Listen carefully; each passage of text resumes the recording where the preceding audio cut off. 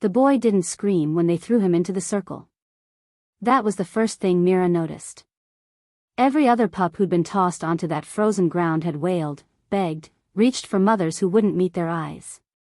But this one, small, barely 5 years old, with a leg that bent wrong at the knee, just picked himself up from the dirt and stood there. Watching. His eyes were silver.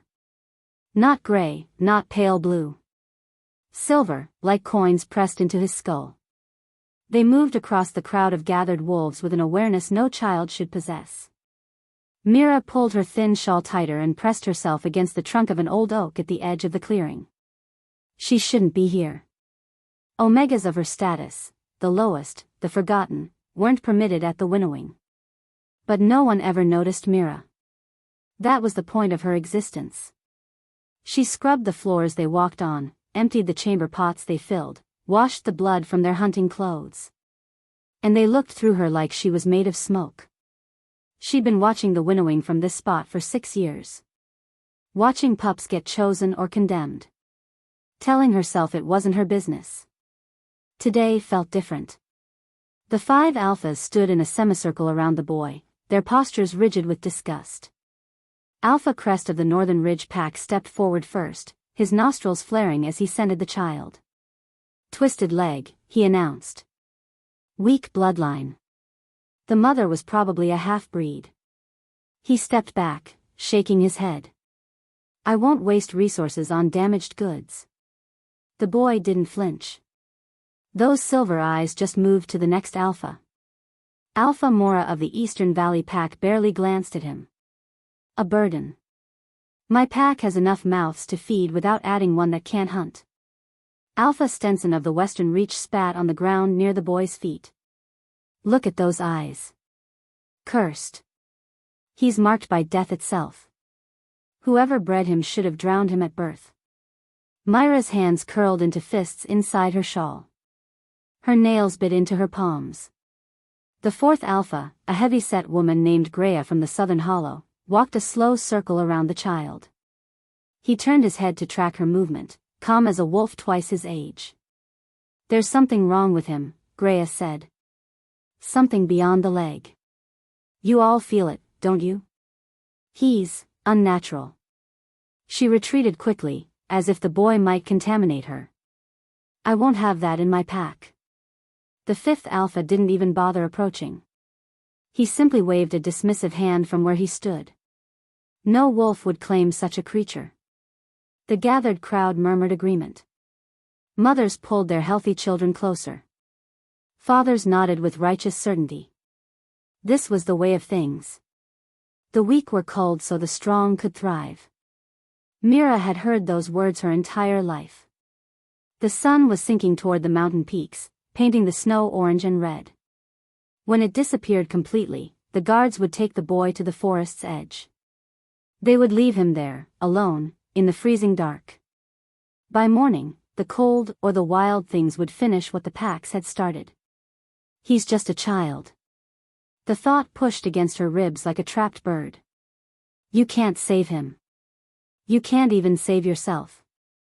The boy was looking at the sky now, tracking the sun's descent. His small face showed no fear. Just acceptance. Like he'd known this was coming. Then his gaze dropped, and landed directly on Mira. She stopped breathing. No one looked at her. No one. She'd perfected the art of invisibility over 15 years of silence. Even other Omegas forgot she existed between one day and the next. But this child with his silver eyes stared at her as if she were the only person in the clearing. As if he could see straight through her invisibility to whatever lay beneath. His lips moved. One word, silent across the distance between them. Please. Something cracked open in Myra's chest. Something that had been locked away since she was 7 years old and watched her mother's execution from behind a water barrel, biting her own hand bloody to keep from screaming. Something she'd thought was dead. A hand closed around her arm with bruising force. Mira whipped her head around and found herself staring into clouded, sightless eyes. Elder Sybil. The pack seer, ancient beyond counting, who supposedly hadn't left her hut in a decade. You see him, Sybil whispered. Her breath smelled of herbs and something darker. Good. He's been waiting for you. Mira shook her head frantically. She couldn't speak, hadn't been able to since the night her mother died, but her meaning was clear. I'm no one. I'm nothing. The forgotten will carry the crown. Sybil's grip tightened until Myra's bones ground together. 10 miles through death, girl. That's what stands between him and salvation. Do not stop. No matter what you hear behind you. Do not stop. She shoved something into Myra's hand, an old leather pouch, soft with age and wear, and then she was gone. Melted into the crowd like she'd never been there at all. Mira stared at the pouch, her heart slamming against her ribs. 10 miles through death. The sun touched the mountain peaks. The crowd began to disperse, conversations turning to dinner and evening chores and the latest gossip. Another winnowing complete. Another damaged pup removed from the bloodlines. Everything as it should be. 2 guards moved toward the boy. One of them grabbed his arm roughly, and the child stumbled on his twisted leg. Still, he made no sound. Just looked over his shoulder, one last time, at the spot where Mira stood. Please. She thought of her mother's hands, gentle on her hair. Her mother's voice, singing her to sleep. Her mother's body swinging from the gallows while 7-year-old Mira screamed silently into her own bleeding palm. You can't save him. The guards began dragging the boy toward the northern tree line. Toward the wilderness. Toward death. You're nothing. You're no one. You can't. Mira ran. She didn't think. Didn't plan. Her legs simply moved, carrying her across the clearing faster than she'd known she could move.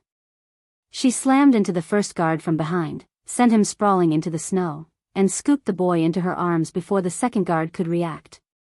He was so light. So small. His arms came up around her neck automatically, and she felt his cold cheek press against her shoulder. The mute, someone screamed. The mute took the cursed pup. Mira was already running. The northern tree line loomed ahead, dark pines thick with shadow and snow. Beyond them lay the Frostfang Mountains, uncharted territory, unclaimed by any pack, rumored to be haunted by things older than wolves. She didn't care. She just ran. After her. Don't let her reach the trees. Footsteps pounded behind her.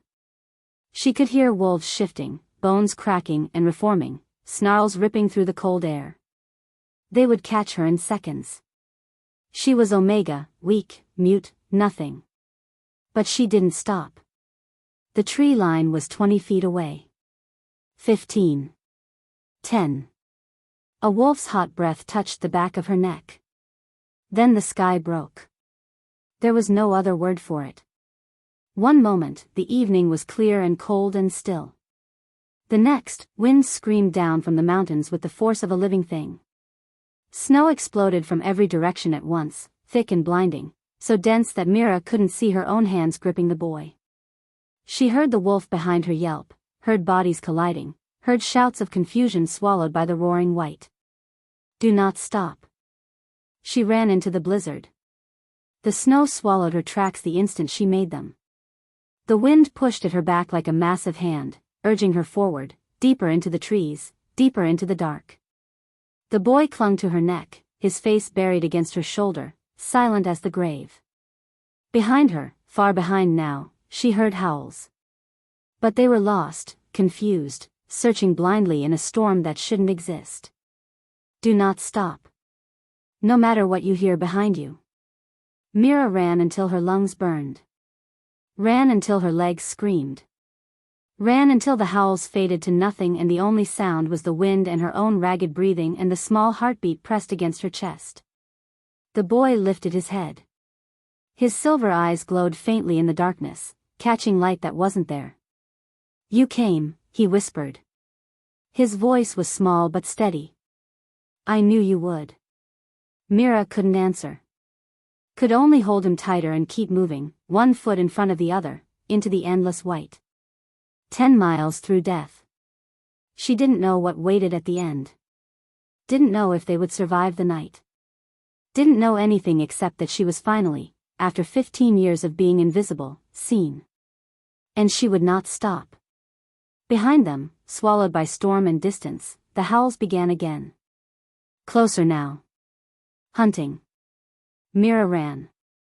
If you are enjoying this video, do well to hit the like button and subscribe to this channel. Chapter 2. The storm was alive.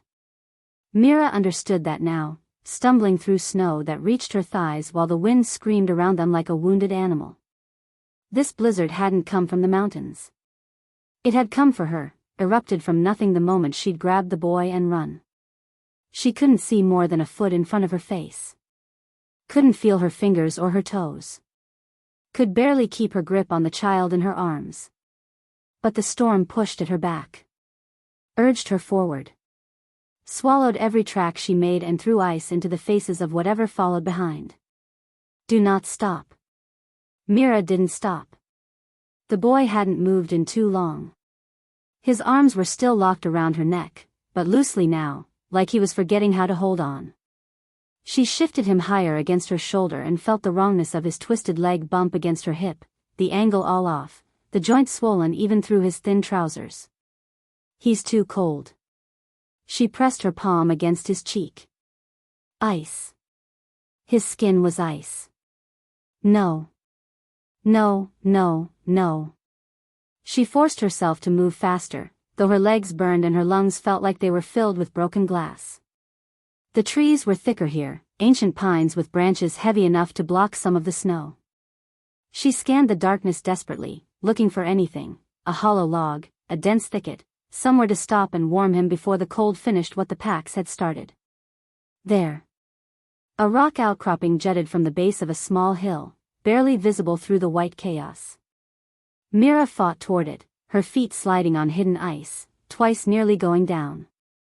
When she reached it, she found what she'd hoped for, a shallow cave carved beneath the stone, just deep enough to shelter two bodies from the wind. She crawled inside, pulling the boy with her. The sudden absence of wind was shocking.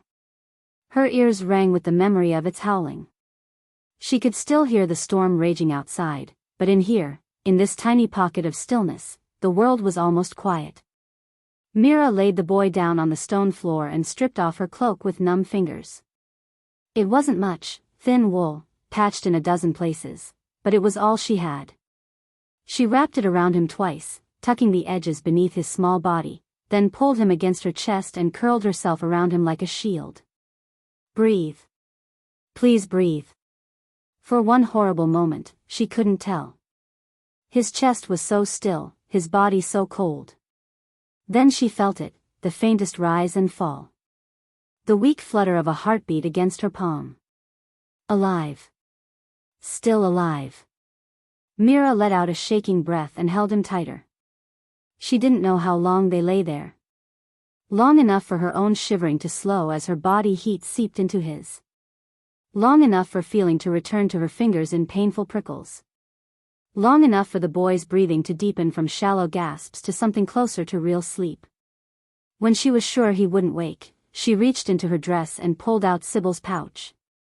Her fingers trembled as she opened it. Inside, she found dried meat wrapped in cloth, not much, maybe enough for a day. A fire flint, worn smooth from use. A small glass vial filled with liquid so dark it seemed to swallow light. And a note. The paper was old, soft at the creases like it had been folded and refolded many times. Mira held it up to catch what little light filtered through the cave entrance and read the spidery handwriting. His name was stolen. Give him a new one, and he becomes yours to protect. The blood of kings runs in him. They will never stop hunting. S. Mira read it twice. 3 times. Blood of kings? She looked down at the boy sleeping against her chest. His silver eyes were closed now, dark lashes fanned across pale cheeks. He looked like any other child. Small. Fragile. Broken. But those eyes. She'd never seen eyes like that. What are you? A soft sound made her tense. The boy was stirring, his face twisting with some dream or memory. His lips moved, shaping words she couldn't hear. Then his eyes opened. Silver caught the dim light and held it. For a moment, he stared at her like he didn't know where he was. Then recognition flooded his face, followed by something that looked almost like relief. "You didn't leave me." His voice was barely a whisper, rasping and raw. Mira shook her head firmly. "No. I won't leave you." He seemed to understand, even without words. He studied her face with that too-old awareness, and she wondered what he saw. A mute omega with tangled hair and dirt beneath her nails. A nobody. A nothing. But he looked at her like she was something. "They killed my mama," he said quietly. "And my papa. And my sister. She was only 3. Her name was Lily, and she liked to pick flowers." His voice didn't waver. Didn't break. It was the steadiness that destroyed her, the way he recited these horrors like facts he'd long since accepted. "The bad king did it. I saw. I was hiding in the cellar, and I saw through the cracks in the floor. He made my papa kneel. And then." He stopped. Swallowed. Mira pulled him closer. She couldn't speak, couldn't offer words of comfort, but she could hold him. She could make sure he knew he wasn't alone. "I don't have a name anymore," he whispered against her shoulder. "The bad king said I don't deserve one. He said I'm not a person. I'm just a thing that needs to be erased." Something hot and fierce rose in Myra's chest. Rage, maybe. Or something deeper. She'd spent 15 years being invisible, being nothing, being less than the dirt beneath their boots. She knew what it felt like to be erased. She pulled back just enough to meet his eyes. Then she pointed at the frost coating the cave floor, a thin layer of ice crystals, barely visible in the darkness. She traced a letter with her finger. "C." The boy watched, frowning slightly. "A." His head tilted. "D-E-N." "Caden," he sounded out slowly. "Caden." He looked up at her. "What's that?" She pointed at him. Understanding dawned on his face. That's a name?" She nodded. "For me?" Another nod. "Caden." He said it again, testing it on his tongue. And then, then, the smallest smile crossed his face. It was there and gone in an instant, fragile as a soap bubble, but it was real. "That's mine now?" Mira nodded a third time and pressed her hand over his heart. "Yours. Forever." He curled against her, the smile fading but something softer taking its place. Peace, maybe. Or the closest thing to it he'd felt in a long time. "Thank you," he murmured. "For coming. For giving me a name. For..." He trailed off, already half asleep again. "Thank you." Mira held him and tried not to think about what came next. Blood of kings. They will never stop hunting. She didn't know what that meant. Didn't know what she'd stumbled into when she grabbed this boy and ran. But she knew one thing with absolute certainty: she would die before she let them take him back. The vial. She'd almost forgotten about it. She pulled it from the pouch again, holding it up to study the liquid inside. Black as midnight, thick as oil. It seemed to move on its own, swirling slowly even though her hand was still. Then it began to glow. Faint at first, so faint she thought she was imagining it. But the longer she watched, the brighter it became. A dark light, if such a thing could exist. Like shadows given form. The glow pulsed. Strengthened. And Mira realized with dawning horror what she was holding. Shadowbane. Every wolf knew the stories. A poison so lethal that a single drop could kill the strongest alpha in seconds. A poison that hadn't been made in centuries because the ingredients required 3 human sacrifices and the blood of a dying star. A poison that existed only in legends and nightmares. And it was reacting to Caden. Mira shoved the vial back into the pouch with shaking hands. Her mind raced, questions tumbling over each other. Why would Sybil give her this? What was she supposed to do with it? Why did it glow when Caden was near? Blood of kings. She looked at the sleeping boy. Really looked at him. 5 years old. Silver eyes. A leg that had been twisted since birth, or twisted deliberately, to mark him, to make him easy to identify and discard. A child who'd witnessed his entire family murdered by the bad king. The Alpha King. Damon Voss. Myra's blood ran cold. She knew the stories. Everyone knew the stories. 5 years ago, Alpha King Orion Blackwood had been challenged to a blood duel by his most trusted general. But it wasn't a fair fight, it was a slaughter. Damon killed the king, the queen, and their children.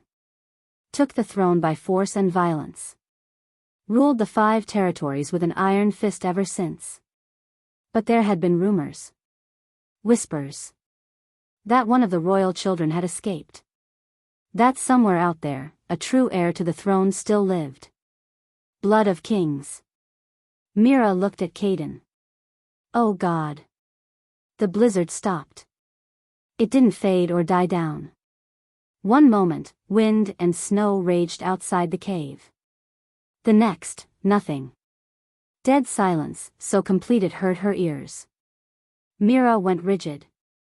Caden stirred against her chest, disturbed by her sudden tension. His silver eyes flickered open, clouded with confusion. What?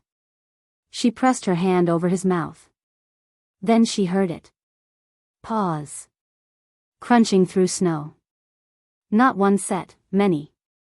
Moving in perfect formation, spread out in a search pattern. The sound of hunters who knew their prey was close. A voice echoed through the frozen air, deep and cold and utterly calm. Little Omega. Mira stopped breathing. We know you're close. The storm protected you for a time, but storms don't last forever. A pause. The crunch of paws grew closer. Bring out the pup, and we'll make your death quick. Hide, and I'll make it last for days. She knew that voice. Everyone in the 5 territories knew that voice. Cale Ashford. The Alpha King's enforcer. The wolf who walks alone. The most feared hunter alive. They said he'd never failed to catch his prey. They said he could track a bird through a hurricane. They said he'd killed 3 alphas with his bare hands before his 18th birthday. And he was here. Right outside. Mira grabbed Caden, one hand still covering his mouth, and dragged them both into the deepest shadow of the cave. Her back pressed against cold stone. She could feel Caden's heart hammering against her palm, his small body trembling. Do not stop. No matter what you hear behind you. She couldn't run. Not now. There was nowhere to go. All she could do was hide, and pray, and hope. The footsteps stopped outside the cave entrance. Silence. Then, a shape blocked the faint light filtering in from outside. Massive. Black-furred. A wolf the size of a horse, moving with liquid grace despite its bulk. Yellow eyes swept the darkness. Mira pressed herself deeper into the shadows. Held Caden so tight she was afraid she'd crack his ribs. Didn't breathe. Didn't move. The wolf's gaze moved slowly across the cave. Over the rock walls. Over the frost on the floor. Over the exact spot where Mira had traced Caden's name. Over the shadows where she hid. And stopped.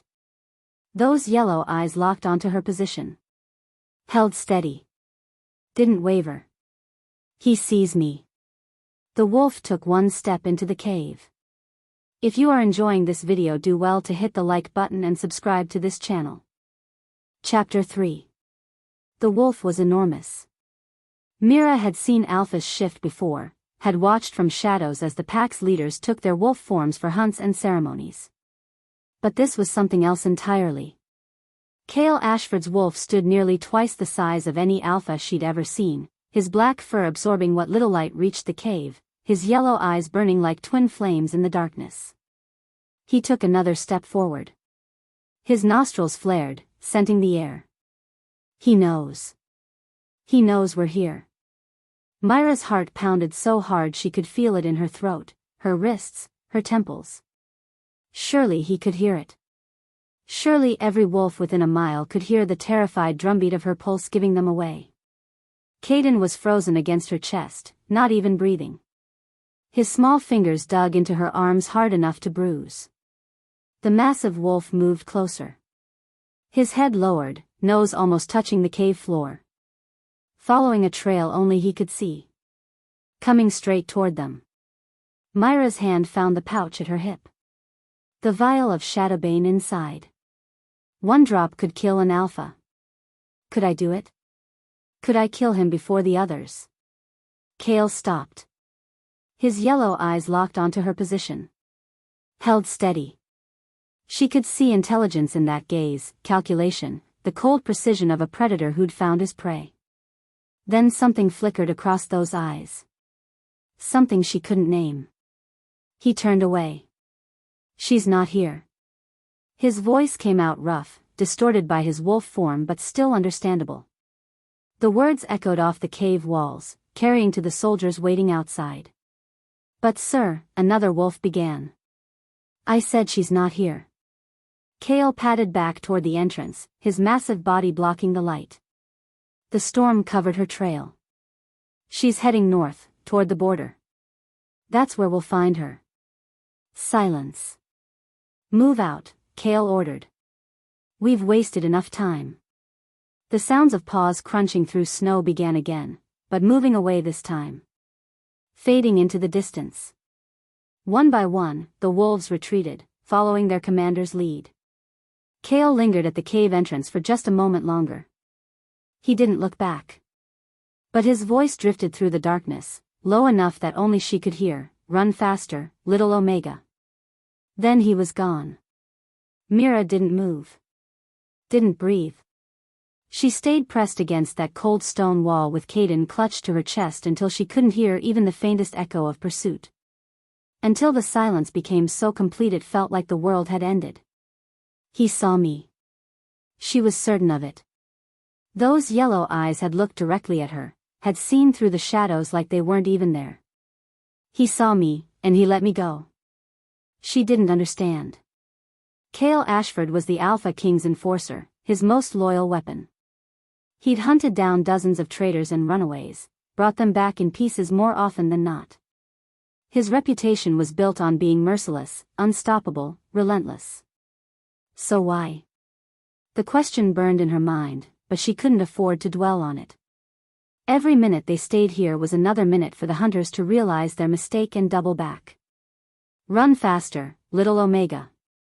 She intended to. But when she tried to move, Caden whimpered against her chest. His skin was burning now, not cold like before, but hot. Too hot. Fever hot. Mira pulled back to look at him and felt her stomach drop. His face was flushed, sweat beading on his forehead despite the freezing air. His breathing came in short, labored gasps. And his leg, God, his leg. The twisted limb had swollen to nearly twice its normal size, the skin stretched tight and shiny, mottled with ugly purple bruises. The cold. The running. I made it worse. She'd been so focused on getting away that she hadn't thought about what the journey was doing to his broken body.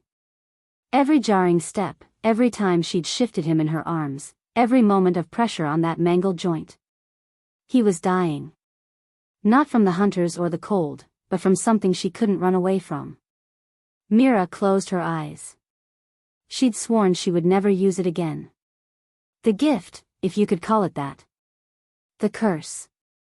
The thing that had killed her mother and nearly killed her. The ability she'd kept hidden for 15 years because she knew that if the pack ever discovered what she could do, they would use her up until there was nothing left. But Caden was dying. And she had promised to protect him. Mira laid him down on the cave floor as gently as she could. His silver eyes flickered open, glazed with fever, confusion swimming in their depths. Hurts, he whispered. My leg hurts. I know. I know, baby. I'm going to fix it. She placed her hands on his swollen leg. The skin was hot even through his trousers, tight with fluid and inflammation. She could feel the wrongness of it, the bones that hadn't set right, the muscles torn and twisted around them. She took a breath. And she pulled. The pain hit her like a lightning strike. It ripped through her own leg first, searing, blinding agony that shot from her ankle to her hip. She felt her muscles spasm, felt something in her knee grind and pop, felt the ghost of Caden's injury mapping itself onto her own body. She bit through her lip to keep from screaming. Blood filled her mouth, hot and copper bright. The transfer wasn't clean. It never was. She couldn't heal, she could only take. Pull the pain and damage from someone else's body and absorb it into her own. Her mother had explained it once, before the end. We're vessels, Mira. We carry what others cannot bear. Her mother had carried too much.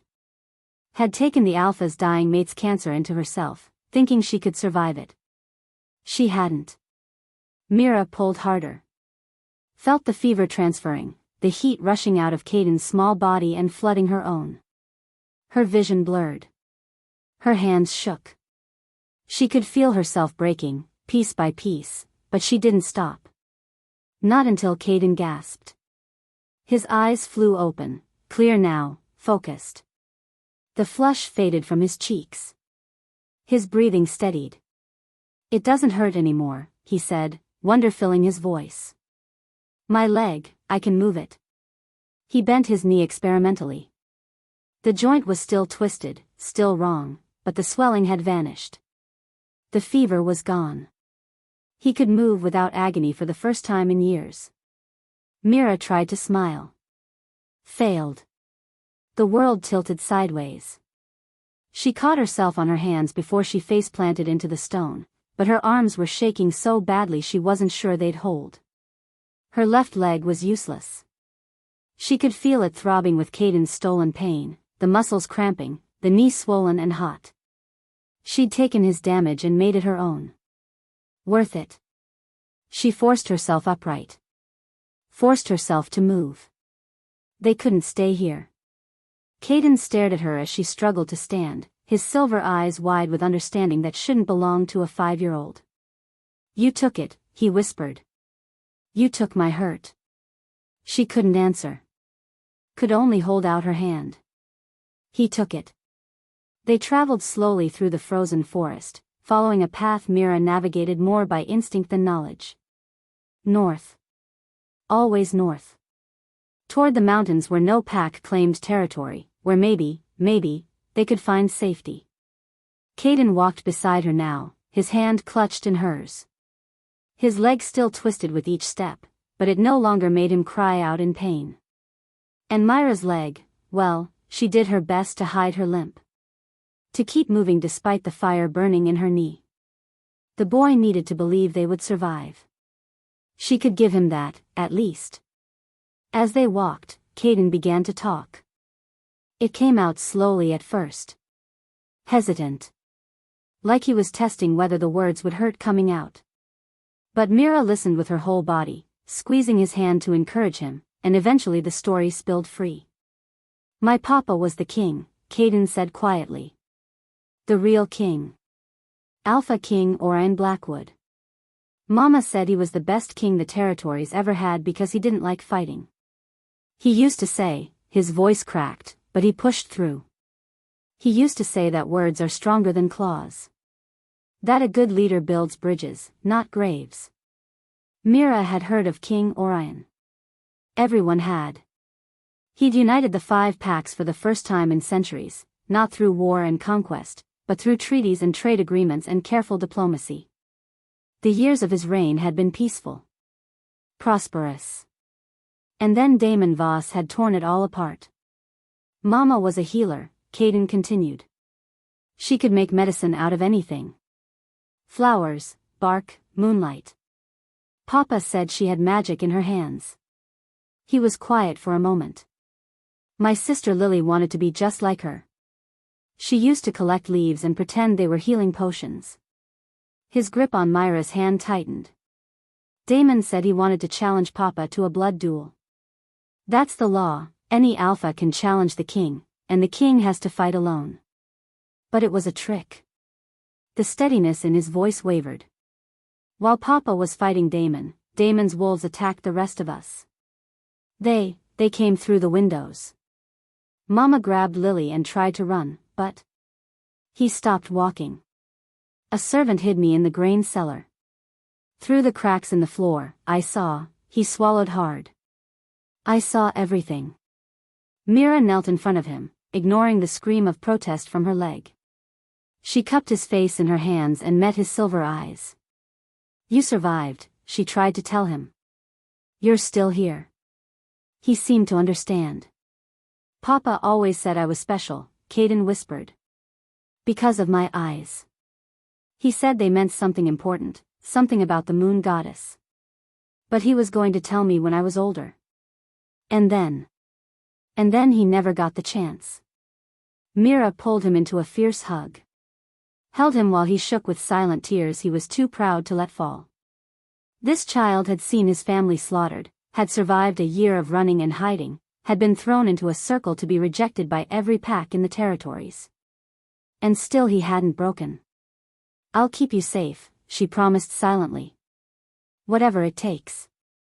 The frozen river appeared as the sun began its descent toward the mountains. It stretched across their path like a ribbon of clouded glass, maybe 50 feet wide. The surface looked solid, thick white ice covered in a dusting of snow. On the other side, Mira could see the dark shapes of more trees, the continued rise of the terrain toward the Frostfang peaks. They were halfway there. 5 miles behind them, 5 miles ahead. Caden squeezed her hand. Can we cross? Mira studied the ice. It was late winter, the coldest part of the year. Rivers like this froze solid enough to hold a loaded wagon. There was no reason it shouldn't support one limping Omega and a small child. But something made her hesitate. The surface was too smooth. Too perfect. No animal tracks, no signs that anything had crossed here recently. Even in the dead of winter, wolves and deer and rabbits used frozen rivers as highways. This one looked untouched. We don't have a choice. Going around would add miles to their journey. Miles they didn't have. Not with hunters behind them and darkness falling. Mira lifted Caden onto her back, ignoring his protests. His weight settled against her spine, his arms wrapping around her neck. I can walk, he insisted. She shook her head. Not on ice. Not with your leg. She stepped onto the frozen river. The ice held. She took another step, then another, moving carefully despite the urgency screaming in her blood. The surface was slick beneath her worn boots, treacherous even without cracks. 20 feet. 30. They were almost halfway across. Then Mira heard it. A sound like thunder, but wrong. Too sharp. Too close. Crack. She froze. Looked down.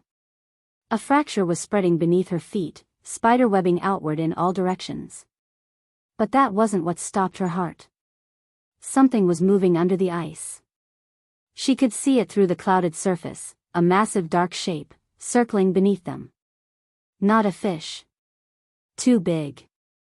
Too wrong. It moved with horrible purpose, and as it passed beneath her feet, the ice cracked further. It's breaking the ice from below. Mira, Caden whispered, terror threading through his voice. Mira, there's something. The shape rose toward them. Mira saw a flash of pale skin. Of claws longer than her forearm. Of eyes that glowed an unearthly blue in the dark water. Something ancient. Something that shouldn't exist. The ice shattered. The world became cold and black and rushing chaos. Water flooded Myra's nose and mouth, so cold it burned, so dark she couldn't see which way was up. She felt Caden ripped from her back, heard his muffled scream swallowed by the river. She reached for him. Her fingers brushed fabric. Then something grabbed her ankle. Claws pierced her skin. A grip like iron closed around her leg and pulled. The last thing Mira saw before the darkness swallowed her completely was Caden's terrified silver eyes, and a clawed hand dragging them both down, down, down into the black. If you are enjoying this video, do well to hit the like button and subscribe to this channel. Chapter 4. The cold was a living thing. It wrapped around Mira like chains, squeezing the air from her lungs, turning her blood to ice. She fought against the grip on her ankle, thrashing wildly in the black water, but whatever had her was stronger. So much stronger. Caden. She couldn't see him. Couldn't feel him. The current had ripped him from her arms the moment the ice shattered, and now there was only darkness and cold and the horrible pressure of water filling her nose and mouth. Her lungs screamed for air. Her vision sparked with desperate lights. She reached out blindly, fingers clawing through the water. Touched nothing. Nothing but cold. Caden. The grip on her ankle tightened. Pulled harder. She was sinking deeper now, the faint light from the surface shrinking to a distant pinprick. I can't die. I can't. He needs me. But her body was giving up. The cold had stolen her strength, her will, everything except the terror that pounded through her fading consciousness. The last thing she saw before the darkness took her was a flash of silver in the water above. Then nothing. Warmth. That was wrong. She should be dead. Frozen solid at the bottom of a river, her body food for whatever ancient thing had dragged her down. But she was warm. Wrapped in something soft. Lying on something that wasn't ice or stone or the cold embrace of death. Mira opened her eyes. Light. Soft, blue-green light that pulsed gently like a heartbeat. It came from everywhere and nowhere, from the walls themselves, she realized. From moss that clung to ancient stone, glowing with its own inner fire. She was in a cavern. Massive, cathedral-like, the ceiling lost in shadows high above. The walls were carved with symbols she didn't recognize, spiraling patterns that seemed to move in the corner of her vision. Where? She sat up too fast. Her head spun, and she nearly collapsed back against the furs beneath her. Furs. She was wrapped in furs. Thick, warm pelts that smelled of pine and something older. And beside her, Caden. He was sleeping. Curled on his side, his face peaceful, his breathing deep and even. Someone had wrapped him in his own cocoon of furs, had brushed the tangled hair back from his forehead. He looked safer than Mira had ever seen him. Alive. He's alive. The relief was so sharp it hurt. He's unharmed. Myra's head snapped toward the voice. A woman sat across the cavern, perched on a throne carved from what looked like solid ice. No, not ice. Crystal. Some kind of pale stone that caught the bioluminescent light and fractured it into rainbows. The woman herself was wrong. Her skin was blue-white, like milk mixed with winter sky. Her hair fell past her waist in waves that moved on their own, floating slightly as if she were still underwater. Along her neck, where a human would have smooth skin, Mira could see gills, delicate slits that fluttered with each breath. But her eyes were the worst part. The most beautiful, terrible part. They were the color of frozen lakes. Pale blue, almost white, with no pupil that Mira could see. And they held depths that made Mira feel like she was drowning all over again. I pulled you from death's mouth, the woman said. Her voice echoed strangely in the cavern, layered with harmonics that shouldn't exist. You fought hard. Harder than most. Myra's hand moved automatically to her throat. She couldn't speak, couldn't ask the 1,000 questions burning in her mind. The woman smiled. It wasn't a human expression. I know what you are, silent one. A vessel. A carrier of pain. She rose from her throne with fluid grace, her movements too smooth, too liquid. We had such creatures among my people, once. Before the wolves drove us underground. Before they forgot we existed. She crossed the cavern, her bare feet making no sound on the stone floor. When she stopped in front of Mira, her presence was overwhelming, ancient and vast and utterly inhuman. "I am Nerissa, last of the river witches. And you," her frozen eyes moved to the sleeping child. "You carry something precious." Mira shifted protectively, putting herself between Nerissa and Caden. Nerissa laughed. The sound was like water over rocks. "Peace, vessel. I mean the boy no harm. If I wanted him dead, would have let the river take you both." She crouched, bringing her alien face level with Myra's. "I saved you because I felt him calling. His blood sings, did you know that? A song I haven't heard in 500 years. Mira frowned. Shook her head. "No, you wouldn't understand.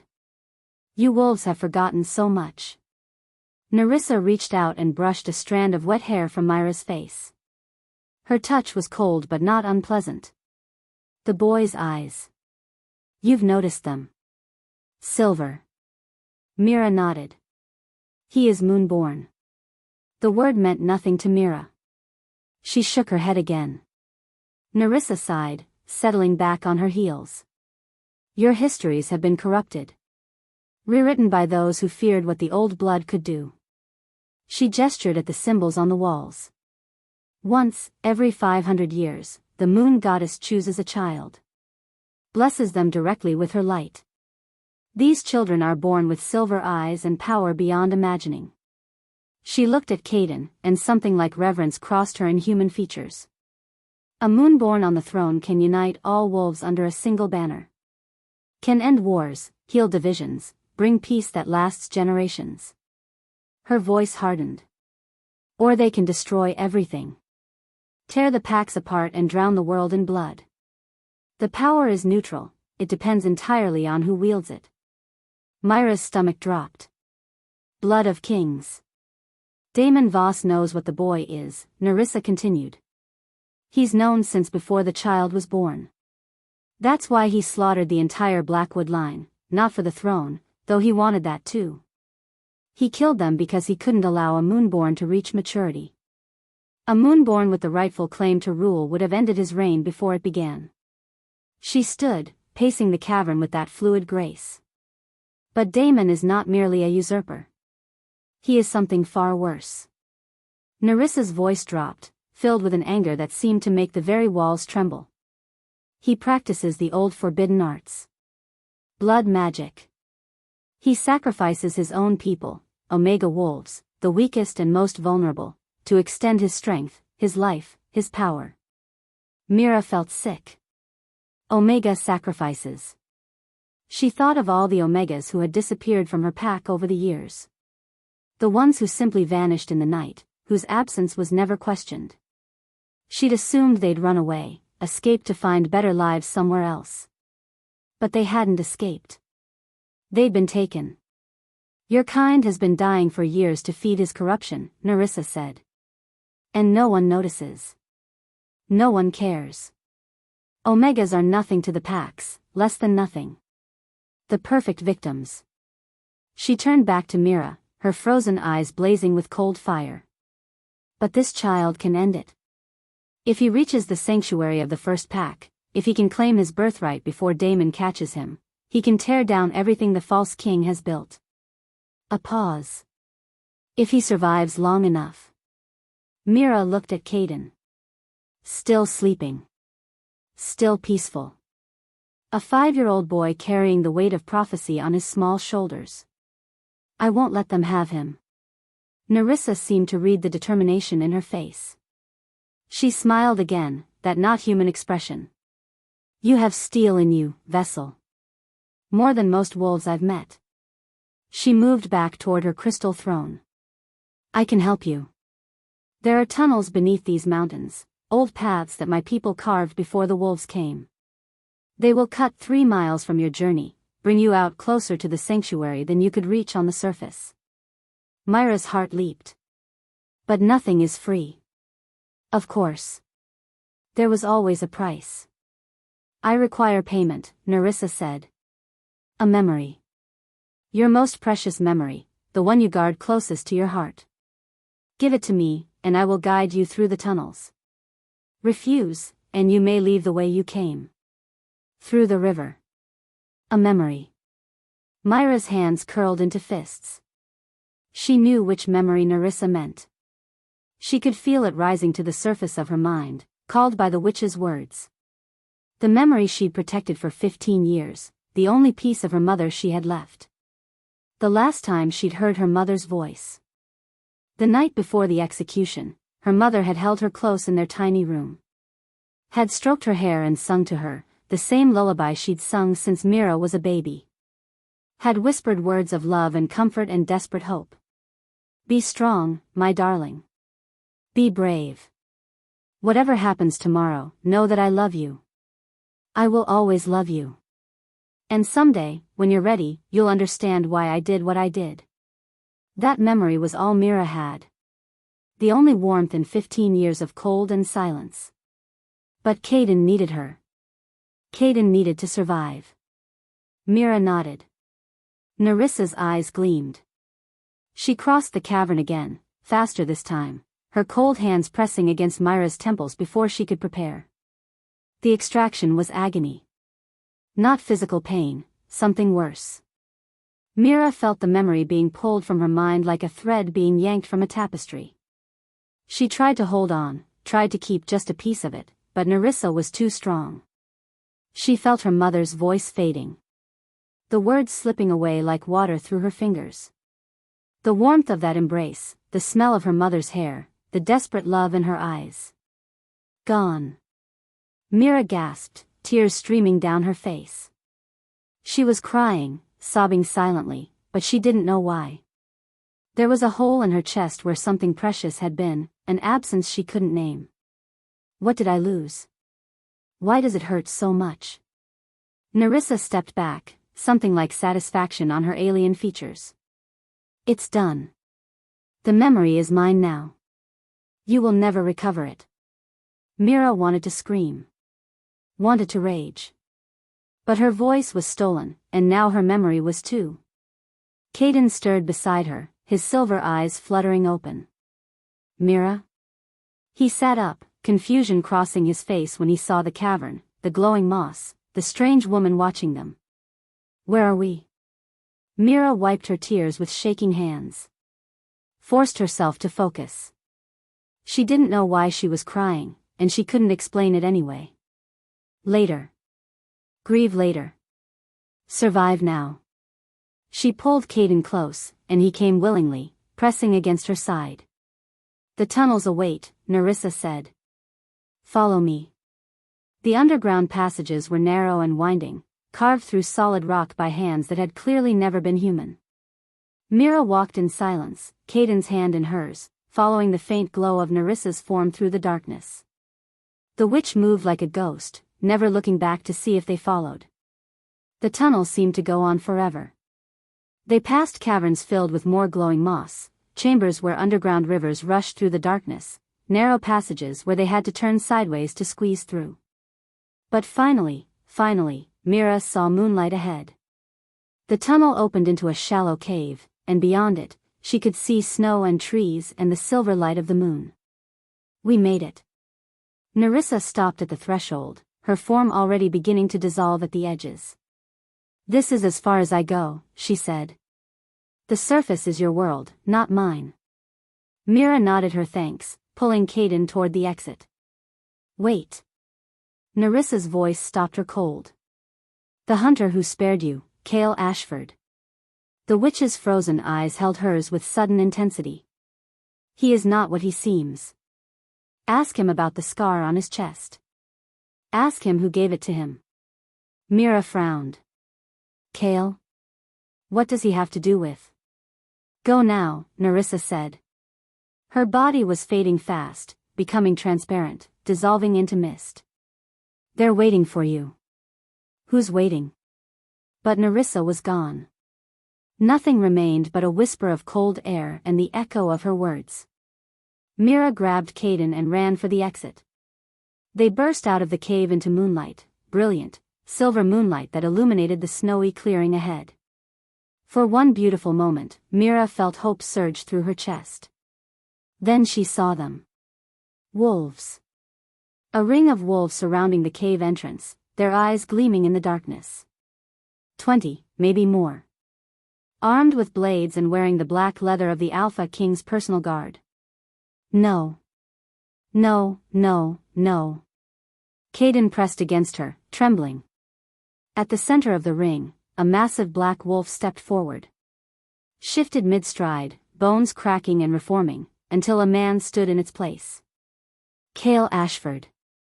He was tall and broad-shouldered, with black hair that fell across a face too hard to be handsome. A scar ran from his left eye to his jaw, puckered and white against tan skin. And his yellow eyes, the same eyes that had found her in the cave and then let her go, fixed on her with an expression she couldn't read. "I told you to run north," he said quietly. "Why didn't you listen?" If you are enjoying this video, do well to hit the like button and subscribe to this channel. Chapter 5. Mira shoved Caden behind her. Her body moved on instinct, placing itself between the boy and the ring of wolves like a shield of flesh and bone. She knew it was futile. 20 armed soldiers against one mute Omega with a ruined leg, she'd be dead in seconds. But those seconds might be enough for Caden to run. "Go," she screamed in her mind, praying somehow he could hear her. "Run. Don't look back." Caden didn't run. His small fingers curled into the back of her dress, holding on. Cale Ashford watched her position herself for death. Something flickered across his hard features, surprise, maybe. Or something deeper. "Leave us," he said to his soldiers. One of them stepped forward. "Sir, the king's orders were clear. The boy is to be." "I said leave us." Cale's voice dropped to something cold and dangerous. "Patrol the perimeter. I'll handle this." The soldier hesitated. Cale turned to look at him, and whatever the man saw in those yellow eyes made him take a step back. "Yes, sir." The wolves dispersed into the trees, their dark forms melting into shadow until Mira couldn't see them anymore. But she knew they were there. Waiting. Watching. She was alone with the most feared hunter in the 5 territories. Cale turned back to her. For a long moment, he simply looked, at her defensive stance, at her useless leg, at the small boy peering around her hip with silver eyes full of fear. Then he crouched.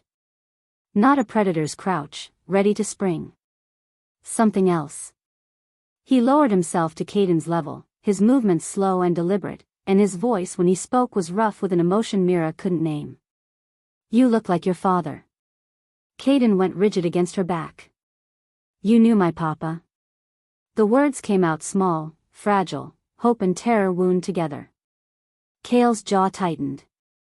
A muscle jumped in his cheek. "He was my alpha." The words seemed to cost him something. "My true alpha. Before Damon murdered him and forced me to serve." Myra's mind spun. Nerissa's warning echoed through her memory, "He is not what he seems. Ask him about the scar on his chest." She stepped to the side, drawing Cale's attention. When his yellow eyes met hers, she pointed at his chest. Tapped her finger against her own heart, then pointed at him again. "The scar. Show me." Cale went still. "The river witch told you." It wasn't a question. His expression shifted, became something almost vulnerable beneath all that hardness. "Of course she did. Nerissa always did enjoy meddling in wolves' affairs." He stood slowly. His hands moved to the collar of his shirt, and Mira tensed, but he only unfastened the buttons, one by one, until the fabric fell open. His chest was a map of violence. Old scars crisscrossed his skin, the pale lines of a lifetime spent fighting. But none of them compared to the mark directly over his heart. It was jagged. Savage. A starburst of raised tissue that looked like it had been carved with claws rather than any blade. The scar was old, years old, at least, but it hadn't faded like the others. If anything, it seemed darker. More pronounced. "I was 15 when the rogues found me," Cale said quietly. Hunting alone, too far from pack territory. Stupid. Arrogant. They tore out my throat and left me to bleed in the snow. His fingers traced the edge of the scar without seeming to realize it. Orion found me. The Alpha King himself, out on patrol while his advisors told him it was beneath his station. A ghost of something, not quite a smile, crossed his face. He could have let me die. Should have, probably. I was nobody. An orphan from the border packs, worth nothing to anyone. Caden had moved out from behind Mira. He stood frozen, staring at the scar with those silver eyes. But he didn't, Cale continued. He gave me his own blood. Cut his palm open and pressed it to my chest while I was dying. Said the old words, made the old oath. Bound his life to mine so I could live. He looked at Caden, and Mira saw the anguish there, raw and deep and carefully hidden for 5 long years. This scar is our bond.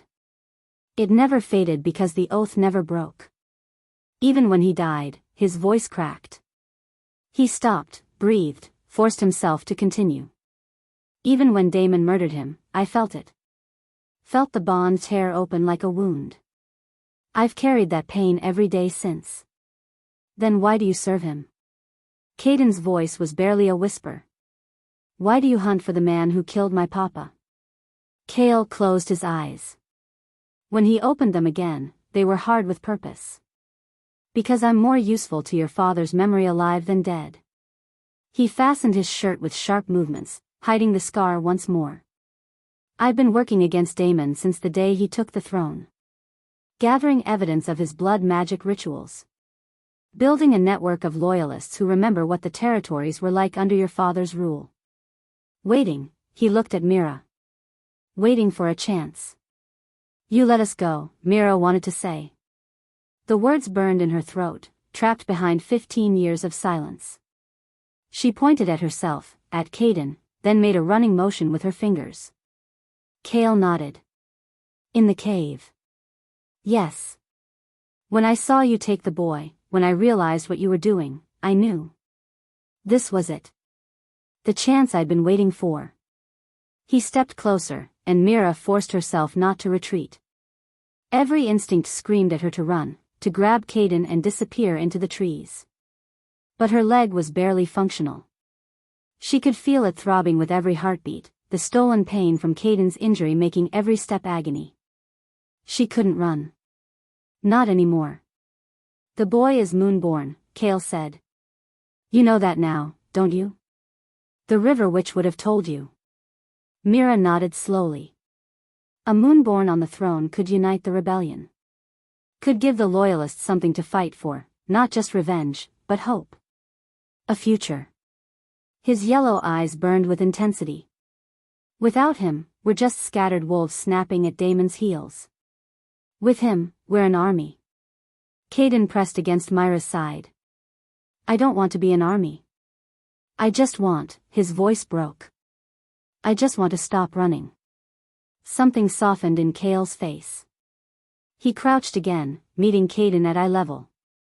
For miles north of here is the sanctuary of the first pack. Sacred ground, older than any territory, older than the packs themselves. No violence can occur there, it's built into the very stones. If you reach it, you can claim asylum. Damon can't touch you. And then what? Caden asked. Then we rally the old bloodlines. The families who remember your father. The wolves who've been waiting for a true king to follow. Cale's voice hardened. Then we take back what Damon stole. Mira grabbed Cale's arm, forcing him to look at her. She shook her head sharply, then pointed at Caden. Made a gesture of protection, of sheltering. He's 5 years old. He's not a weapon. He's not a symbol. He's a child. Cale held her gaze. I know. But he's also the only hope the territories have. I wish it were different. I wish, he stopped. Started again. I can't change what he is. I can only help him survive long enough to choose what he becomes. It wasn't enough. None of this was enough. Mira had spent her entire life being used by those more powerful than her, invisible, disposable, worth nothing except what she could give. She'd promised herself she would never let that happen to Caden. But what choice did she have? Her leg was screaming. Her body was exhausted. They were surrounded by Kale's soldiers, miles from safety, with the Alpha King's hunters surely closing in behind them. She couldn't protect Caden alone. She hated it, but it was true. Mira met Kale's eyes. Held them for a long moment, searching for deception, for the trap she was certain was coming. She found only grief. Only determination. Only the echo of a bond that transcended death. Slowly, she nodded. Kale exhaled, relief, maybe, or the release of tension he'd been holding since she'd first pointed at his chest. We move now. Fast and quiet. My soldiers will create a false trail heading west. It should buy us a few hours. He stood, already shifting into command mode. Can you walk? Mira took a step. Her leg buckled, and she would have fallen if Kale hadn't caught her arm. That's a no. He looked at her ruined leg, at the way she held her weight entirely on the other side. What happened? She couldn't explain. Couldn't tell him about her gift, about the price she'd paid to ease Caden's pain. She just shook her head. Fine. Keep your secrets. He turned to Caden. You're going to need to walk on your own, little prince. Can you do that? Caden straightened his small shoulders. I can do it. Good. Kale whistled sharply, and one of his soldiers emerged from the trees. Take my horse. Give it to the woman. The soldier's eyes widened. Sir, that's your. I know what it is. Do it. Moments later, Mira found herself lifted onto the back of a massive black horse. She'd never ridden before, Omegas didn't ride, but the animal was steady beneath her, calm despite her awkward grip on its mane. Kale lifted Caden up behind her. Hold on to her. Don't let go. Small arms wrapped around Myra's waist. Move out, Kale ordered. And they ran. They traveled through the night. Kale led them through dense forest, avoiding the main paths, taking routes that seemed designed to confuse anyone following. The soldiers had vanished to create the false trail, leaving only the three of them, Mira on the horse, Caden clinging to her back, and Kale running alongside in his wolf form. The moon tracked across the sky. The stars wheeled overhead. And slowly, mile by agonizing mile, they drew closer to the sanctuary. By dawn, Mira could see the mountains changing. The peaks ahead were different, older, somehow. Weathered in ways that spoke of ages beyond counting. And between two of those peaks, she could just make out a structure. Towers, maybe. Or walls. The sanctuary. For miles. Maybe less. They were going to make it. Then Kale stopped. His wolf form went rigid, nose lifted to the wind. A growl rumbled from his chest, low, dangerous, afraid. He shifted back to human, and Mira saw something she'd never expected to see on the face of the Alpha King's enforcer. Terror. He's here, Kale whispered. His face had gone pale, all the color drained away. He wasn't supposed to, he never leaves the capital. Who? But she knew. Even before the trees ahead began to move with dark shapes, even before the thunder of approaching paws reached her ears, she knew. The army emerged from the forest like a black tide. Hundreds of wolves. Hundreds. All wearing armor that gleamed darkly in the dawn light, all moving in perfect formation, all fixing their eyes on the small group frozen at the tree line. And at their center, mounted on a wolf that dwarfed even Kale's massive form. Alpha King Damon Voss. He was beautiful. That was the worst part. Golden hair that caught the morning light like a crown. Perfect, symmetrical features that could have been carved by a master sculptor. A body that radiated power and grace. But his eyes were wrong. Dark and empty, like holes cut into his face. Like something had scooped out whatever humanity once lived there and left only hunger behind. Those empty eyes scanned the tree line. Passed over Cale without interest. Landed on the horse. On Caden. And Damon smiled. It was the smile of a wolf that had finally cornered its prey. The smile of a monster wearing a beautiful mask. "There's my little prince," he said. His voice was smooth, pleasant, utterly wrong. "Did you really think you could run from me?" Caden's arms tightened around Myra's waist. She felt him trembling against her back. Damon's smile widened. "I've been looking for you for such a long time. If you are enjoying this video, do well to hit the like button and subscribe to this channel." Chapter 6. Damon dismounted slowly. Every movement was deliberate, theatrical, designed to draw out the terror of the moment. His dire wolf stood motionless beneath him as he swung one leg over and dropped to the snow-covered ground with the grace of a dancer. He was even more beautiful up close. The kind of beauty that hurt to look at, golden hair that gleamed like polished metal, cheekbones sharp enough to cut glass, a body that moved with predatory elegance. He wore black leather and silver chains, his clothes immaculate despite the miles of forest behind him. But those eyes. Mira had seen dead things with more life in their gaze. Damon's eyes were pits, empty and endless, swallowing light without reflecting any warmth. Looking into them felt like staring into a grave. "Hold him," Damon said casually. Soldiers surged forward. Cale fought. Mira heard him snarl, heard the impact of fists against armor, but there were too many. They forced him to his knees, spear points pressed against his throat from 3 directions. "Cale!" Caden cried out, lurching toward him. Mira grabbed the boy, pulled him back against her chest. Her ruined leg screamed in protest, but she didn't let go. Damon watched the struggle with mild amusement. Then he began to walk. He circled them slowly, his boots crunching in the snow, studying them the way a collector might examine a particularly disappointing acquisition. His empty eyes moved over Myra's tangled hair, her torn dress, her useless leg. Moved over Caden's twisted limb, his too thin frame, his silver eyes bright with fear. A mute omega and a crippled pup, Damon mused. His voice was smooth, pleasant, utterly wrong. "This is what threatens my kingdom. This is what my soldiers have been chasing through the mountains." He laughed, a sound like breaking glass. "Pathetic." He stopped in front of Caden. Mira tightened her grip, but Damon's hand shot out faster than she could track. He grabbed her wrist, twisted, and suddenly she was on her knees in the snow, her arm wrenched behind her back, pain blinding. "Don't," Damon said softly, "interfere." He released her and crouched before Caden. The boy didn't run. Didn't cry. He stood there with his small shoulders squared and his silver eyes fixed on the monster in front of him, and Mira had never seen anything braver or more heartbreaking in her life.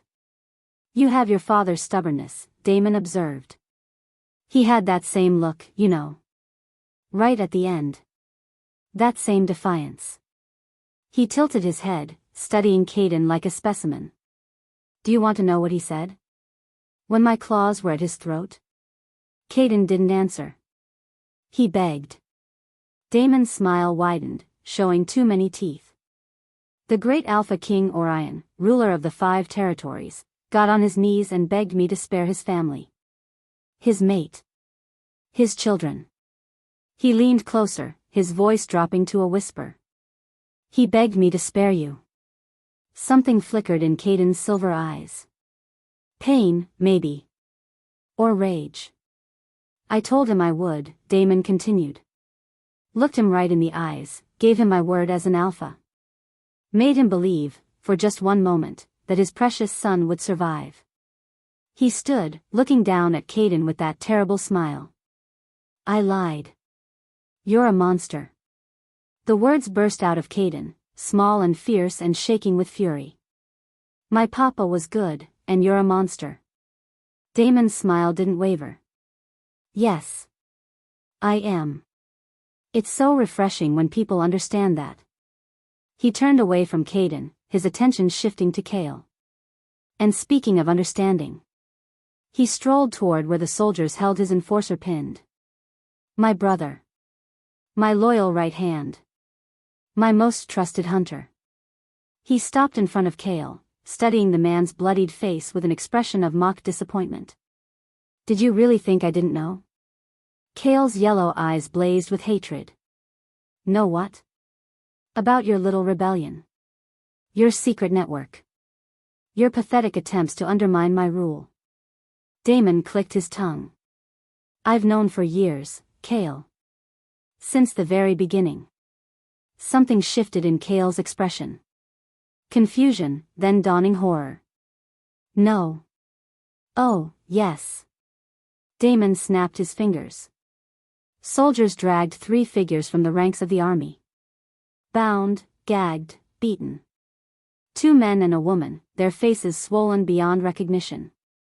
But Cale clearly knew them. Mira saw the color drain from his face. Marcus, Cale breathed. Elena. Stone. No. Your most trusted lieutenants, Damon confirmed. The core of your rebellion. The ones who helped you gather evidence, recruit loyalists, plan your little coup. He examined his claws idly.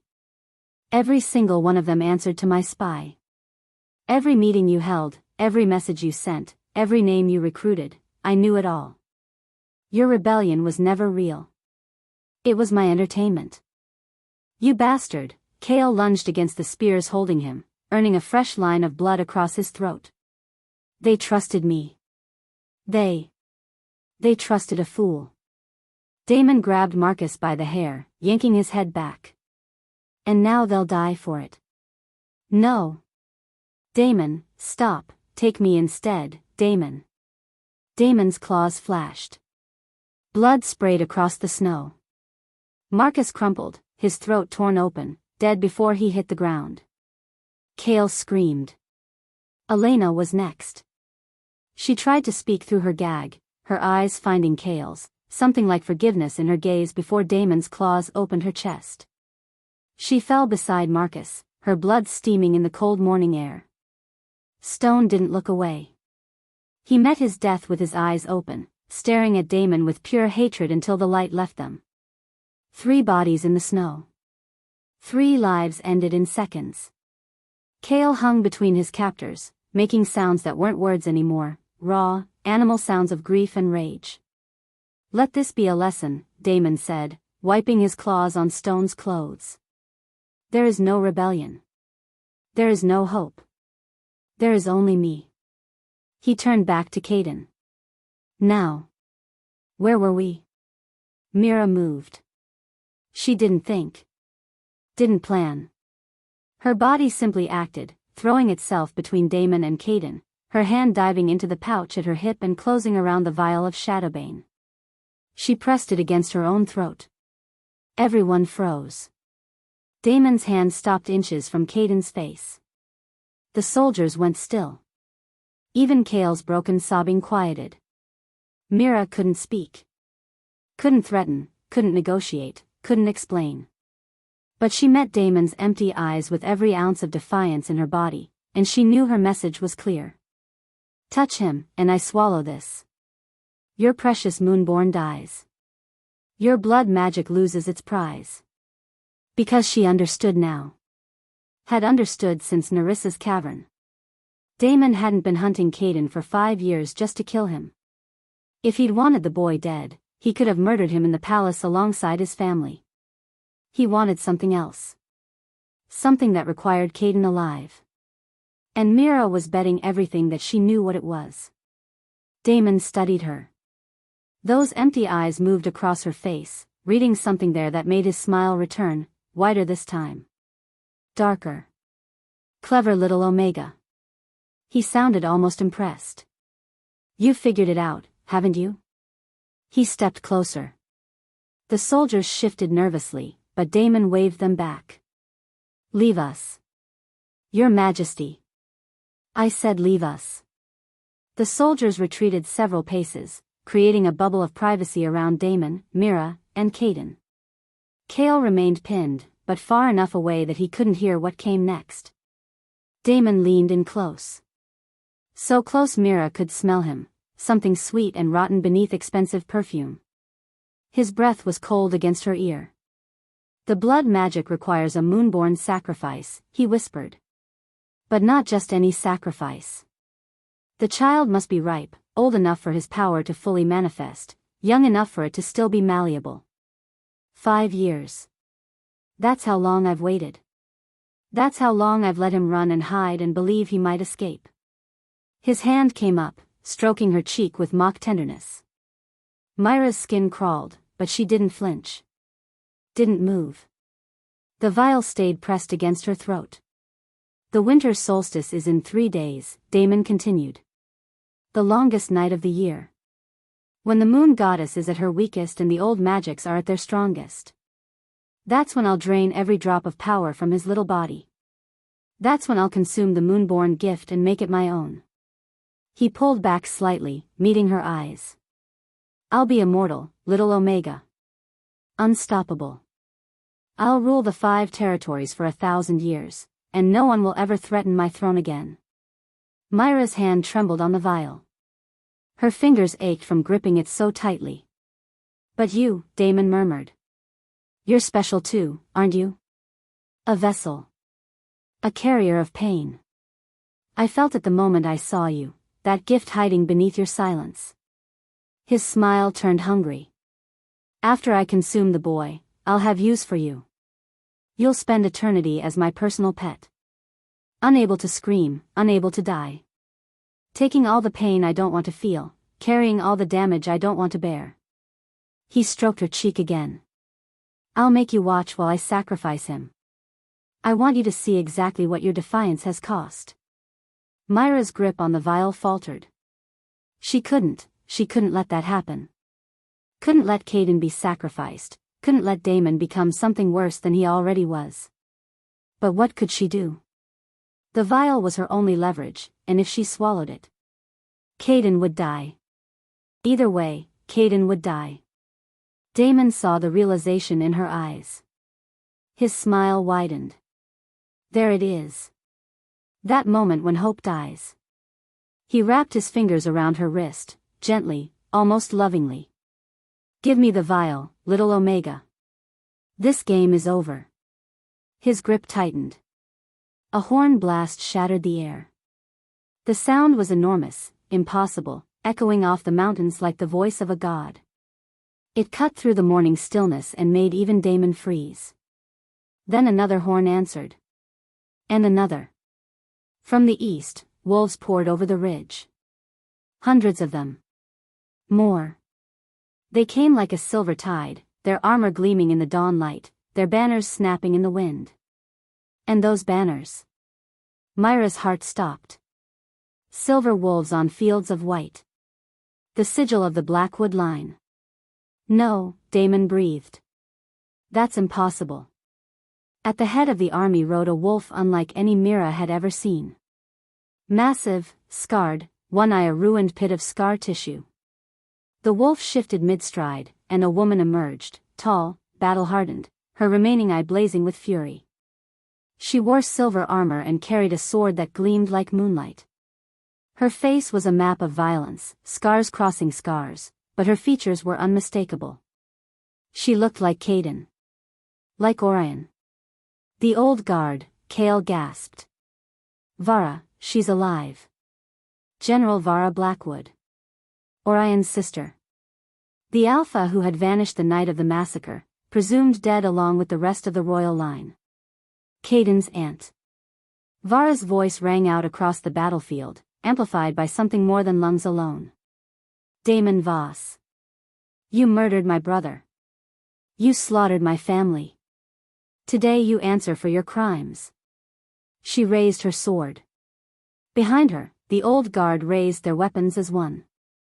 For the true king. The war cry echoed through the mountains, hundreds of voices, thousands, a sound like thunder made flesh. For the true king. Vara's army charged. Damon's army surged to meet them. And the world exploded into blood and chaos. If you are enjoying this video, do well to hit the like button and subscribe to this channel. Chapter 7. The world became chaos. Wolves slammed into wolves with the sound of thunder. Steel rang against steel. Screams, human and animal, tore through the dawn air as the two armies collided in a maelstrom of fur and blood and fury. Mira grabbed Caden and dropped to the ground, shielding his body with her own as the battle erupted around them. A soldier fell inches from her head, throat torn out, his blood spraying hot across her back. Another stumbled over them, tripped, went down beneath the claws of an old guard wolf. Move. We have to move. But she couldn't see which way was safe. Every direction was death, snarling wolves, flashing blades, bodies falling like rain. The air stank of copper and fear. A massive black shape exploded through the chaos. Kale. He'd broken free from his captors in the confusion, shifting into his wolf form with a sound like cracking bone. Now he tore through Damon's soldiers like they were made of paper, his jaws closing on throats and limbs, his claws opening armor like it was cloth. 3 soldiers rushed him at once. He killed them in as many seconds. He reached Mira and shifted back just enough to speak, his voice a guttural roar barely recognizable as human. Run. I'll hold them. Get him to the sanctuary. Mira looked at the battle raging around them. Looked at Kale, already turning to face another wave of soldiers. Looked at the distant mountains, where somewhere, 2 miles away, safety waited. 2 miles. Her leg was destroyed. She could barely stand, let alone run. The pain from absorbing Caden's injury had only gotten worse, the joints swollen and hot, something grinding inside every time she put weight on it. 2 miles might as well have been 200. But Caden was looking up at her. Silver eyes wide with trust. With faith. You came for me, those eyes said. You carried me this far. Mira grabbed him, lifted him onto her back despite the scream of protest from every muscle in her body, and ran. The first 100 yards were agony. The second 100 were worse. Mira pushed through the tree line, away from the battle, her ruined leg dragging behind her. She could hear the sounds of combat fading, the clash of steel, the howls of the dying, but she didn't look back. Couldn't look back. 1 step. Then another. Then another. The forest swallowed them. Pine trees rose on all sides, their branches heavy with snow, blocking out the rising sun. The terrain climbed steadily upward, toward the distant peaks where the sanctuary waited. 2 miles. Just 2 miles. Her vision was blurring. Sweat stung her eyes, mixed with tears she didn't remember shedding. Every breath was a knife in her lungs. Keep going. Keep going. Her foot caught on a root. She stumbled, nearly fell, caught herself on a tree trunk with one hand while the other clutched Caden's legs. Pain exploded through her knee, white-hot, blinding, and she felt something wet running down her calf. Blood. The wound had reopened. Or maybe it had never closed. She could feel it filling her shoe with each step, warm and slick against her frozen skin. Keep going. Caden's arms tightened around her neck. His voice was a whisper against her ear. You can stop. It's okay. You can stop. No. She couldn't speak the word, but she thought it with every fiber of her being. No. I won't stop. I won't ever stop. She pushed off the tree and kept running. 1 mile. The sanctuary was visible now, she could see its ancient walls through gaps in the trees. Stone towers reaching toward the sky, worn smooth by centuries of wind and rain. The sacred ground where no violence could occur. So close. So close. Her leg gave out. Mira went down hard, her knee buckling beneath her. She threw herself forward as she fell, twisting so Caden wouldn't be crushed, and landed on her side in the snow. The impact drove the air from her lungs. Get up. Get up, get up, get up. She tried to stand. Her leg refused to hold her. She tried again, pulling herself up against a tree, and managed 2 steps before collapsing again. No. No, please. Caden scrambled to her side. Mira. Mira, you're bleeding.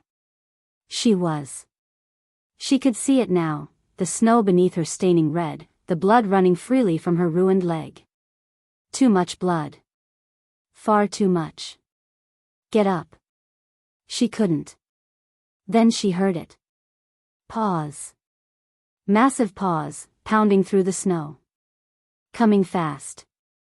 Coming too fast. She turned her head and saw death emerging from the trees. Damon's wolf form was monstrous. Wrong. The blood magic had corrupted it, twisted it into something that shouldn't exist. He was 3 times the size of a normal wolf, his black fur patchy and matted, his eyes glowing with an unholy red light. Foam dripped from jaws that held too many teeth. He'd abandoned the battle.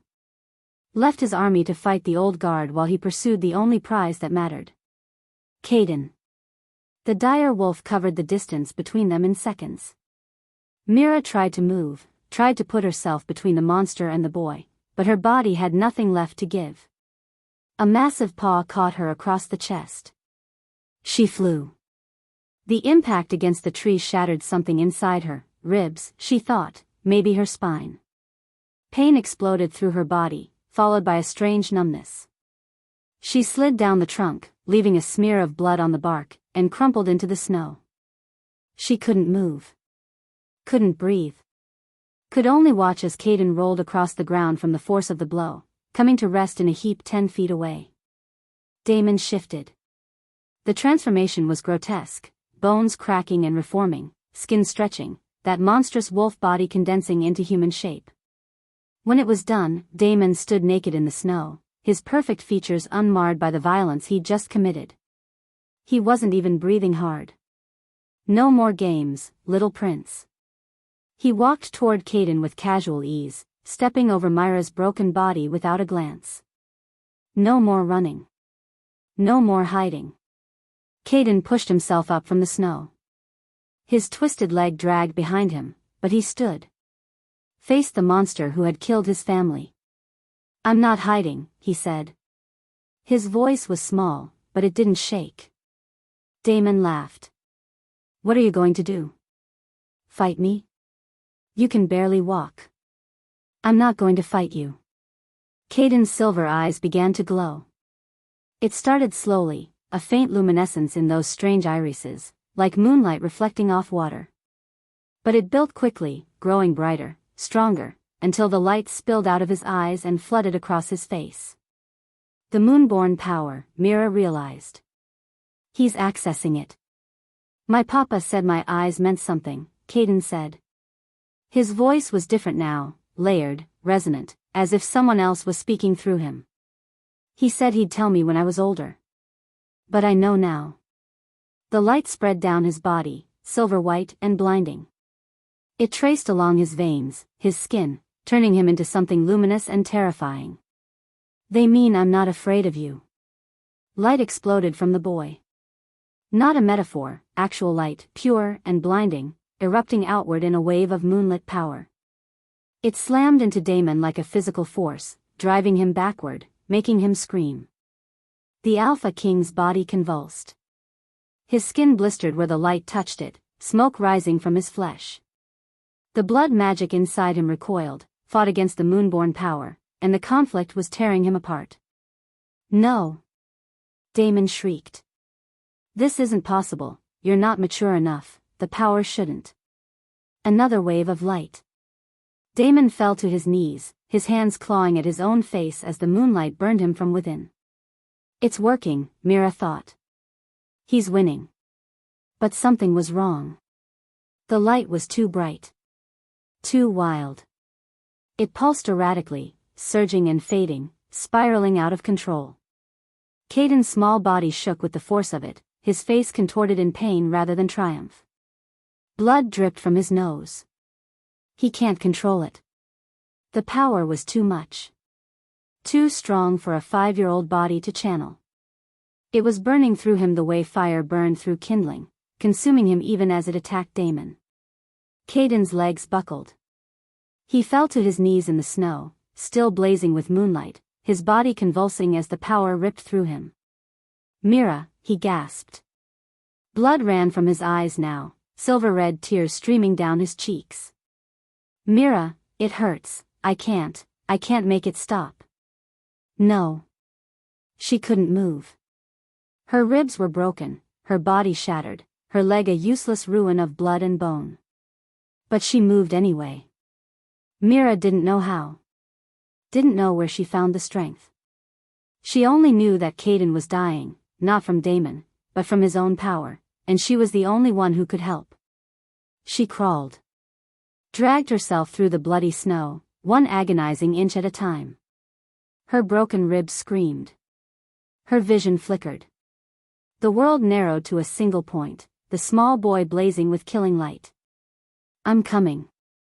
Hold on. I'm coming." She reached him. Her hands found his shoulders. The moonlight burned, God, it burned, searing her palms like she'd plunged them into fire. But she didn't let go. She did the only thing she knew how to do. She pulled. The power hit her like a tidal wave.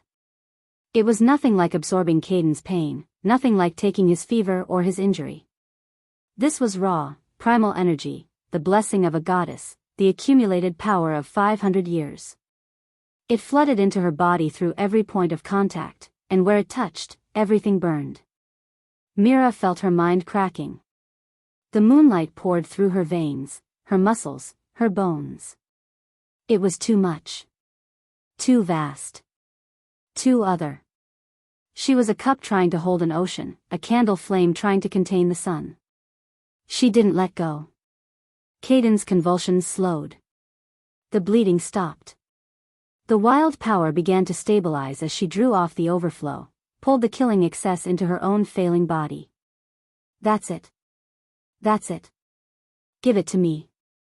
All of it." The pain became everything. Mira couldn't see anymore, her vision had whited out completely, replaced by blinding silver light. She couldn't hear, there was only a high, keening tone, like a struck crystal. She couldn't feel her body, couldn't tell where she ended and the power began. Somewhere, distantly, she felt Caden's hand close around hers. Somewhere, she felt Damon screaming, the moonlight's backlash still tearing through his corrupted body. Somewhere, she felt the last of her strength give way. Did I do it? She wondered. Is he safe? The white light flickered. Went black. And then there was nothing at all. If you are enjoying this video, do well to hit the like button and subscribe to this channel. Chapter 8. Darkness. Not the cold darkness of the river, or the terrifying darkness of the forest at night. This was different. Warm. Safe. Like being wrapped in velvet, suspended in nothing, floating somewhere between existence and oblivion. Mira drifted. Time had no meaning here. She could have been floating for minutes or centuries, there was no way to tell. The pain was gone, at least. The burning, searing agony of the moonlight had faded to a distant memory, replaced by this peaceful emptiness. Is this death? She didn't know. Didn't particularly care. She was so tired. So impossibly tired. Voices reached her. Distant, muffled, like she was hearing them from underwater. Is she alive? That voice. She knew that voice. Barely. A different voice, older, rougher. The power surge nearly destroyed her. I've never seen anything like it. She absorbed enough moonlight to kill 10 wolves. The boy? Safe. He crossed the sanctuary border before Damon could recover. He's untouchable now. Caden. They were talking about Caden. Something stirred in Myra's chest. A flutter of warmth beneath the numbness. He made it. He's safe. The darkness shifted. Became less absolute. She felt herself rising, slowly, like a bubble floating toward the surface of a deep lake. She's waking up. Get the healer. Mira? Mira, can you hear me? Kale. She opened her eyes. Light. Blinding, beautiful light, streaming through windows of colored glass. It took her a long moment to understand what she was seeing, not the cold gray light of winter forests, but warm golden sunshine filtered through panes of red and blue and green. A ceiling arched above her, made of ancient stone carved with symbols she didn't recognize. The same symbols she'd seen in Nerissa's cavern. The sanctuary. You're awake. Mira turned her head, slowly, carefully, because everything ached, and found Kale sitting beside her bed. He looked terrible. Bandages wrapped his chest and arms, dark bruises mottled his face, and exhaustion carved deep lines around his yellow eyes. But he was alive. And he was smiling. You did it, he said quietly. You got him here. She tried to speak. Tried to ask about Caden, about the battle, about Damon. But her throat wouldn't cooperate, wouldn't produce any sound at all. Right. She was mute. She'd always been mute. She settled for nodding instead, though even that small movement made her head spin. Don't try to move too much, Kale said. The healers said you need rest. What you did out there, he shook his head, something like awe in his expression. No one should have survived that. No one. A door opened somewhere behind him. Mira heard footsteps, heavy, confident, military, and then a figure moved into her field of vision. Vara Blackwood. The scarred Alpha looked different than she had on the battlefield. The silver armor was gone, replaced by simple leather and wool. The sword that had gleamed like moonlight was nowhere to be seen. But her presence was still overwhelming, the presence of a general, a warrior, a woman who had survived the impossible. Her single eye studied Mira with an intensity that made her want to look away. The Omega who walked through death for my nephew. Vara's voice was rough, almost gentle. The Packs are already singing songs about you, did you know that? The mute girl who carried the lost prince through 10 miles of snow and soldiers and monsters. Mira didn't know what to do with that. Songs? About her? She was nobody. Nothing. An invisible Omega who scrubbed floors and emptied chamber pots. Vara seemed to read the confusion in her face. Something that might have been a smile crossed her scarred features. You don't see it yet. That's all right. You will. She moved to the other side of the bed, her posture shifting from warrior to something softer. More human. Damon retreated, she said. After what happened, after what you did, he couldn't maintain his wolf form. The blood magic turned against him when you absorbed the moonlight's overflow. It created some kind of backlash through the corrupted connection. Kale leaned forward. He's not dead? No. Vara's expression darkened. He's weakened. Broken. His army is scattered, and it will take time for him to recover. But he still holds the capital. He still has loyalists. She met Myra's eyes. War is coming. There's no avoiding that now. War. Mira thought of the battle she'd run from. The blood spraying across white snow. The screams of the dying. The bodies falling like rain. More of that was coming. More death. More violence. More suffering. But they had something they hadn't had before. We have hope, Vara said, as if reading her thoughts. For the first time in 5 years, we have something to fight for. We have a moonborn. The door burst open. Mira. A small body launched itself across the room, ignoring Kale's startled curse and Vara's attempt to intercept. Caden scrambled onto the bed, his arms wrapping around Myra's neck, his face pressing against her shoulder. You're awake. You're awake, you're awake, you're awake. Myra's arms came up automatically, pulling him close despite the pain that flared through her battered body. He was warm and solid and alive, and that was all that mattered. She noticed the brace on his leg, proper this time, made of leather and metal, supporting his twisted limb. Someone had bathed him, dressed him in clean clothes, brushed the tangles from his dark hair. He looked like a different child than the one who'd been thrown into the winnowing circle. He looked like a prince. You carried me, Caden whispered against her shoulder. 10 miles. Through the snow, and the soldiers, and Damon, and everything. You carried me. Mira held him tighter. I would do it again, she thought. 100 times. 1,000. Caden pulled back, his silver eyes bright with tears. The healers said you might not wake up. They said the moonlight hurt you really bad. But I knew you would. I knew it. She reached up and touched his cheek. Wiped away a tear with her thumb. And then she opened her mouth. She didn't expect anything to happen. She'd been mute for 15 years, had accepted, long ago, that she would never speak again. The trauma of watching her mother's execution had stolen her voice, and nothing had ever brought it back. But something had changed. She felt it in her throat. A stirring. A vibration. Something that had been locked away, broken, beginning to heal. The sound that came out was rough. Rasping. Barely audible. But it was real. Wood. Kale's eyes went wide. Vara's single eye widened to match. Do it. Caden's face transformed with joy so pure it was almost painful to witness. Again. Silence filled the room. Then Caden was hugging her again, laughing and crying at the same time. You talked. Mira, you talked.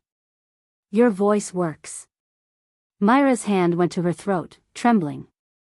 The moon goddess's power, when she'd absorbed it, when she'd pulled it out of Caden to save him, it must have done something. Healed something that had been broken for 15 years. Not completely. Her voice was weak, damaged, might never be strong. But it was there. After all this time, it was there. Vara was watching her with an expression Mira couldn't read. Then the scarred alpha did something unexpected. She knelt. Not before Mira, before Caden. One knee on the stone floor, head bowed, like a soldier swearing allegiance to her king. My king, Vara said formally. The old guard is yours. Every wolf who survived the massacre, every loyalist who has been waiting in hiding for 5 long years, they are yours to command. We will take back your throne. We will avenge your father. We will restore the Blackwood line to its rightful place. Caden stared at her, small and overwhelmed. The weight of what she was offering, armies, war, a crown, settled visibly on his thin shoulders.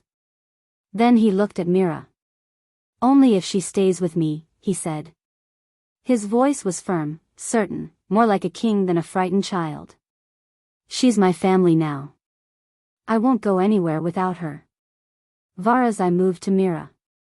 A question there, and something like respect. Mira took Caden's hand. Squeezed it. And nodded. Later, when the healers had finished their fussing and Vara had gone to meet with her commanders and Caden had finally been coaxed into getting some rest, Mira stood at the window of her chamber. The sanctuary spread out below her, ancient walls and sacred towers, all blanketed in fresh snow. Beyond them, mountains rose against a sky turning pink with sunset. Somewhere out there, past those peaks, lay the territories she'd fled. The packs that had never seen her. The world that was about to change forever. She heard Kale approach before she saw him. His footsteps were quieter than they should have been for such a large man.